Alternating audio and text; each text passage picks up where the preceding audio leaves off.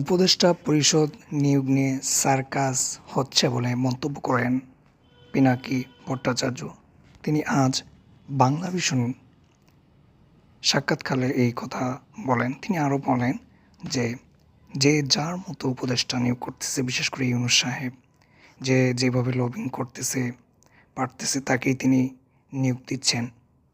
কেউ কারোর মধ্যেই এই জুলাই বিপ্লবের স্পিরিট নেই, বরঞ্চ আওয়ামী ফেসিবাদ অনেকেই এই উপদেষ্টার মধ্যে ঢুকে পড়তেছে, যেটা আসলে আমাদের দেশের জন্য অশনির সংকেত এবং আমাদের এই বিপদটা রুখে দাঁড়াতে হবে।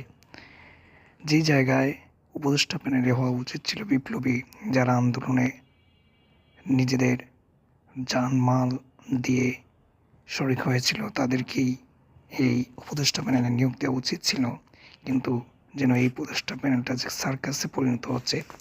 সো প্রিয় দর্শক, আপনাদের মন্তব্য অবশ্যই জানিয়ে যাবেন। উপদেষ্টা প্যানেল নিয়ে আপনারা কী মনে করেন? সবাই ভালো থাকবেন। আসসালামু আলাইকুম।